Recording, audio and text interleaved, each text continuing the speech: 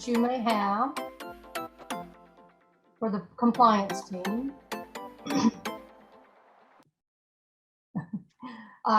Let's see, and Brittany, I think you wanted to make a comment before we got started on questions. I did, yes, thank you, Robin. So, you know, Dayon covered in there that we'll obviously be returning to an on-site portion of our monitoring, but I did just want to note that obviously we are still monitoring, you know, COVID cases, especially with the Delta variant, as well as any local office closures. So it's not guaranteed that we'll be on site. That's what we're aiming for. But as things change, you know, we may pivot, as is the theme of this last year and a half.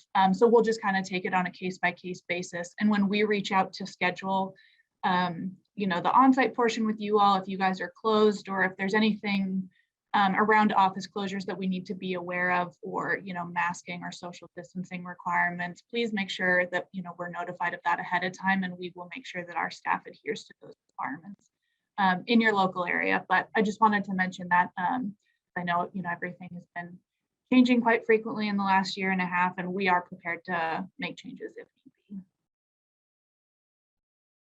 Great, thank you. And I don't see any questions in the chat, but if anyone has them, we'll take them now. There is one that came directly to me, so let me go ahead and get to that one. Question is, will NDWG review cover activities to date under the grant, or only activities that took place during the program year? Want me to repeat that? Well, I was gonna, Shuri, if you're on, did you want to cover that in your portion of the training? Or do you want to answer it now? Repeat the question. Okay. So will NDWG review cover activities to date under the grant, or only activities that took place during the program year?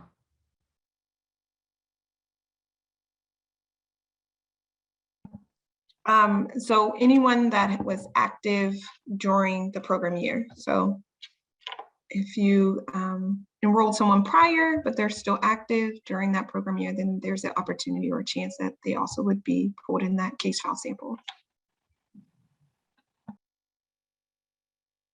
Okay, thank you. So if anybody has questions, you're welcome to unmute yourself at this time.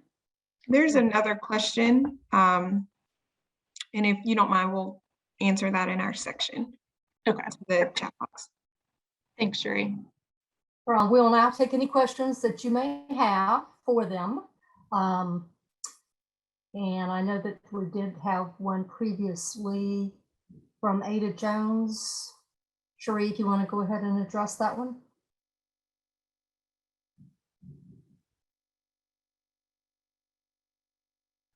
Certainly, I think we addressed it in the presentation, but just to reiterate, all documentation must be uploaded and submitted in the WorkSource Georgia portal for review.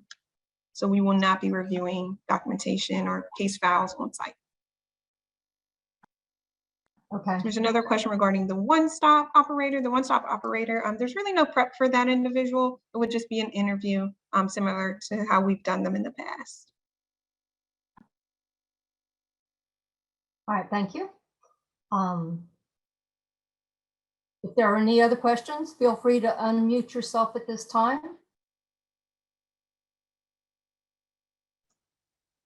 Hey, Shuri, it's Avian. I have a question. When you said you're moving to more of a quality assurance approach, and you mentioned self-sufficiency, what exactly would you guys be evaluating us on? Is it whether or not they were placed in a job that had a self-sufficient wage, or is it whether or not they were still receiving federal benefits? Can you just clarify what you would actually be looking for and again, evaluating us on? Certainly, and I believe there was a WIG that was issued regarding self-sufficiency. So if you have any specific questions regarding that, that is available. But for self-sufficiency, yes, you are right. You will be looking to see, will that job provide self-sufficiency, and was that person, did they lack economic self-sufficient prior to entering training? I have a quick question. This is Ada again. How With the 5 metro boards, we have switched service delivery models to the human-centered design. How familiar are you all with the documentation that's uploaded in BOSS to address a lot of the things and the programmatic things that you all discussed? I don't think I'm familiar with that at all. Okay. Okay. Any other questions for the programs team?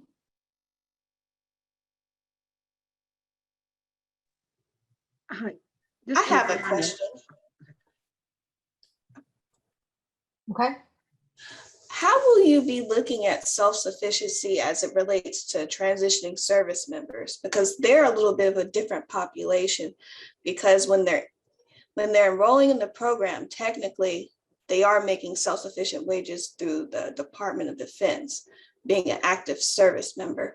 But when they're transitioning out, you know, there's that little gray area, especially like when somebody's retiring and they're getting retirement benefits after they retire. How will you look at that?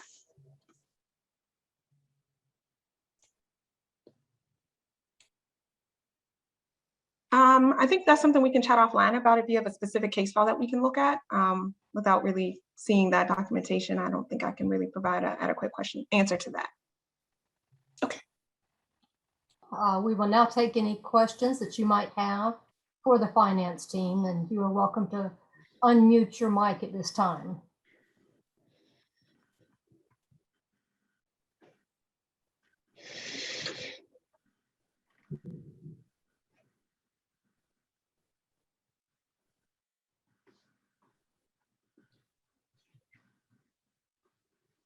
While you're thinking about that, I'll just go ahead and as a reminder, let you know that we will be sending out a link to the pre-recorded presentations within a week. So just wait just a little bit more to see if anybody has any questions for the finance team or for anyone.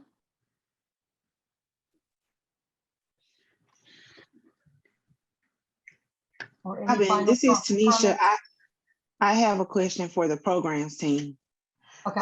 Last year we had to upload a lot of stuff that wasn't initially on the checklist or on the list of things that normally is uploaded. Since they're not going to be touching files, do we just need to upload that information as well this year?